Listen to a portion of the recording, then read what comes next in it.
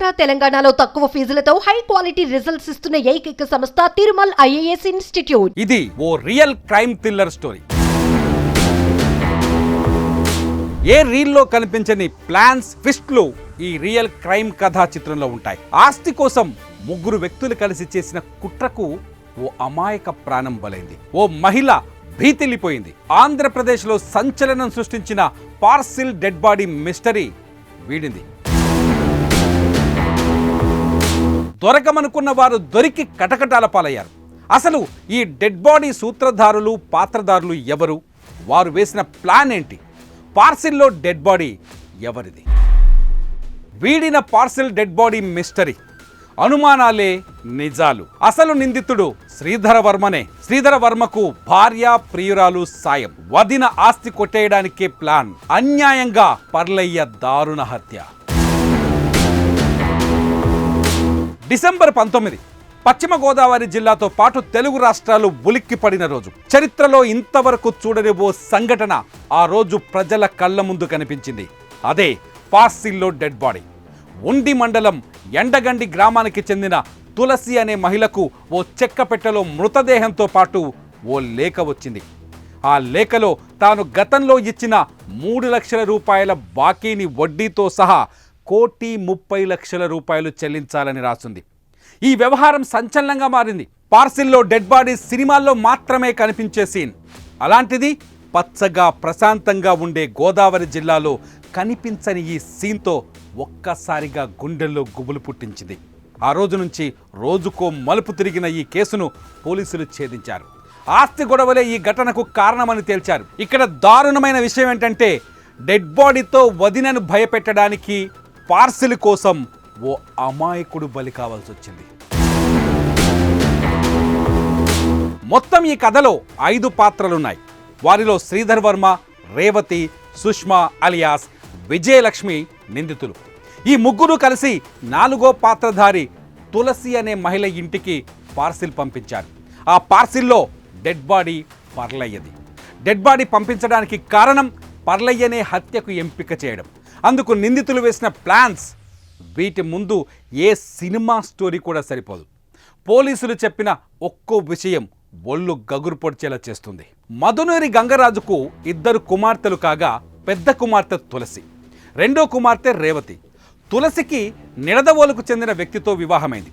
కొన్ని కారణాలతో భర్త వదిలేయడంతో కుమార్తెను పోషించుకోవడం కోసం తల్లిదండ్రుల దగ్గరకు వచ్చేసింది.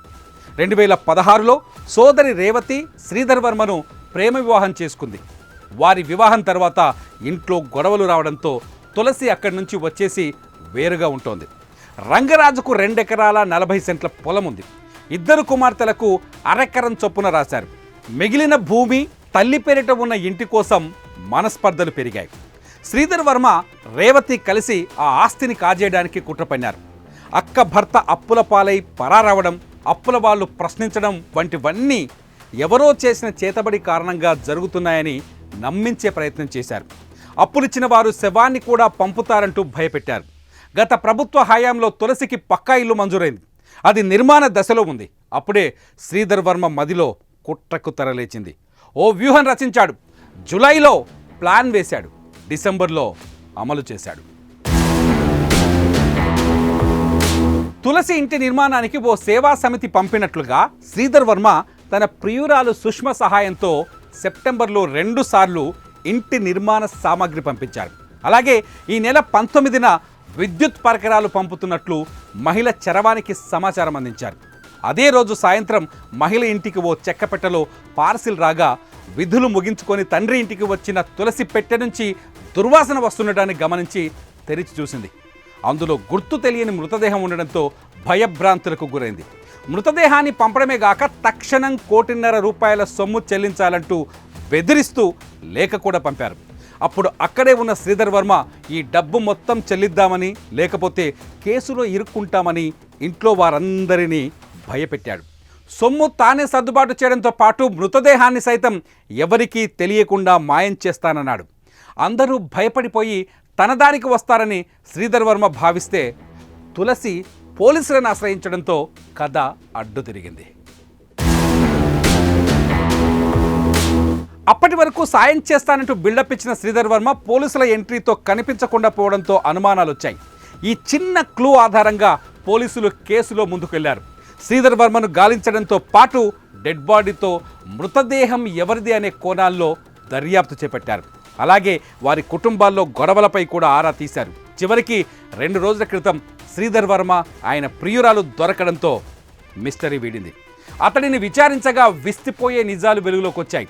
శ్రీధర్ వర్మకు గతంలో నేర చరిత్ర ఉన్నట్టు తేలింది. అతడికి 2 భార్యలు కాగా విజయలక్ష్మి అనే ఆవిడ ప్రియురాలు కూడా. ఇక శ్రీధర్ వర్మ ప్లాన్ చూసి పోలీసులకే మైండ్ బ్లాక్ అయింది. వదినను భయపెట్టడానికి పార్సిల్లో డెడ్ బాడీ పంపించాలని నిర్ణయించుకున్న శ్రీధర్ వర్మ అందుకు హత్య చేయాలని పథకం రచించాడు. అందుకు పర్లయ్య అనే వ్యక్తిని ఎంచుకున్నాడు. కాళ్ళ మండలం గాంధీనగరానికి చెందిన పర్లయ్యకు వివాహం కాగా భార్యతో విడిపోయి ఒక్కడే ఉంటూ దొరికిన పని చేస్తూ పెట్టింది తింటూ చుట్టుపక్కల గ్రామాల్లో తిరుగుతుంటాడు. అతడిని హత్య చేస్తే ఎవరు పట్టించుకోరని భావించి కూలీ పనికని పిలిచి మద్యం తాగించి నిర్మానుష ప్రాంతానికి తీసుకువెళ్ళి తాడుతో గొంతు బిగించి హత్య చేశారు.